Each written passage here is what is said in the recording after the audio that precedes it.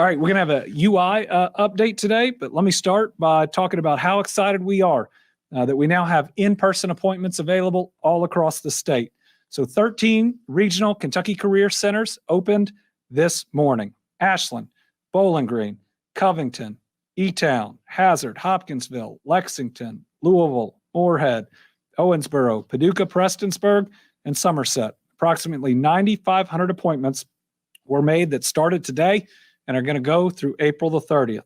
Next round of appointments are opening up on Monday, April 19th. Those will be for May 3rd. And then a new day of appointments will open up each day at midnight, Monday through Friday. And more than just providing unemployment services, there were employers on hand with applications ready to go in Lexington, Covington, and Moorhead today. And we know in Elizabethtown that there will be opportunities like that tomorrow. From everything that we have heard, and we called and checked in on these, we had legislators stop by too. Things are going smoothly. People are really happy to see somebody. This is really going to help us, given the amounts of fraud that have started really since December, and trying to find the needle that is the real claim from the haystack of all the fraudulent claims that have come in. So more important now than ever. With that, we'll have Amy Cubbage give the rest of the update.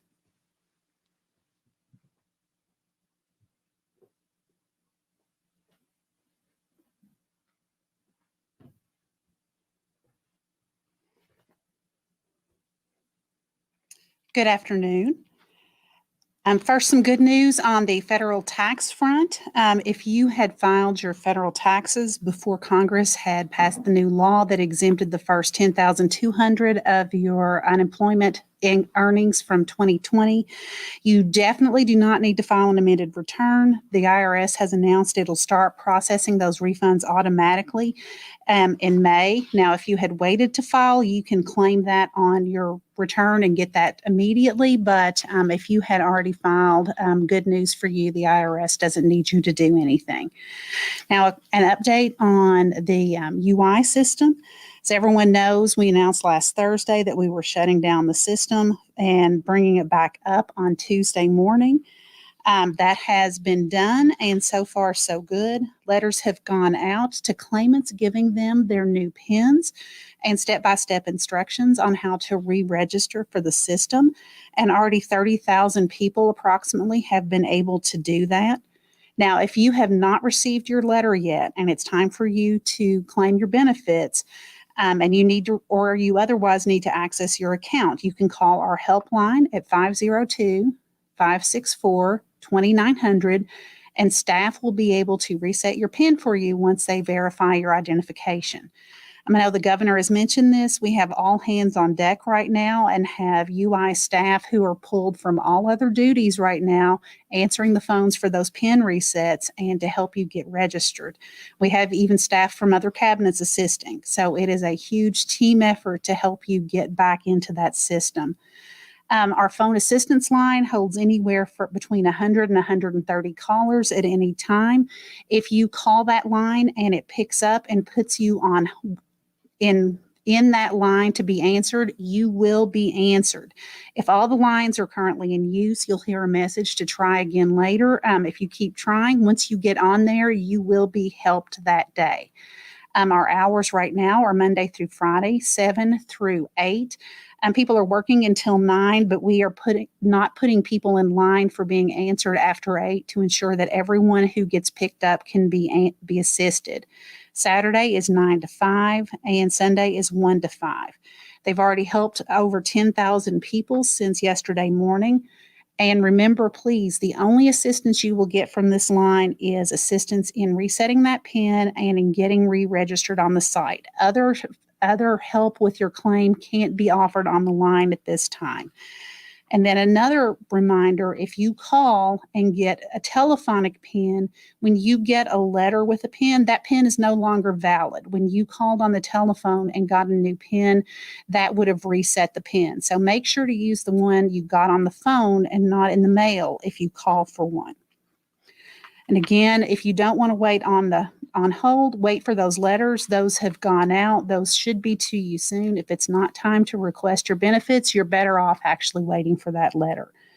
Now, a few things to remember once you receive that PIN, you do have to register as a new user in the system, even if you had already registered on the updated portal.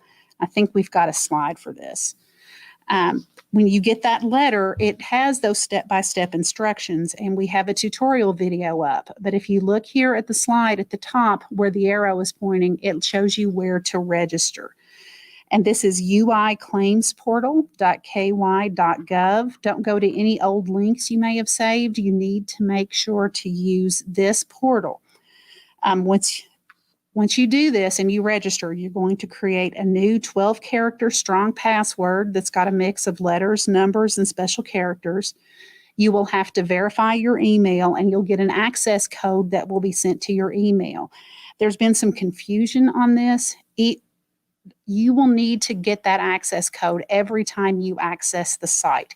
It's not just for the initial registration, and it will be a different access code every time. So don't save that access code. There's no need to do that. The next time you go to log into the site, it will generate a new access code that you will get from your email. The new 8-digit PIN that you get can also be used on the telephone claiming system. So if you claim your benefits by telephone, you will use the PIN for that. Now, once you get in, please review all the information on your account to make sure it's correct. And if you get in there and see that the bank account information is wrong, you can select a paper check. We're not allowing updates right now to bank account information, but you will be able to make sure you get a paper check. Now, once you are registered, when you go back, don't hit register again. Just log in as normal, and you'll go through that process. And before I leave, I just want to give one final note, a giant thank you to all of the staff who worked over the past week to make all of this happen. IT staff in Labor, Education, and Workforce Development and the Commonwealth Office of Technology worked all weekend, and they were able to add these features in just 4 days. As a comparison, in California last fall, when they had fraud issues and had to take their site down, they were down for 2 weeks. So it is truly extraordinary, the work that our team has been able to do, as well as standing up this new call center to help everyone get re-registered. Staff were doing trainings in the evenings to make sure that they could help you. We know that your extraordinary work and hours over the past 13 months has not gone unnoticed. We know it's been a tough 13 months, and the fact that you could dig down deep to go the extra mile this weekend is truly appreciated. So thank you so much for your dedication.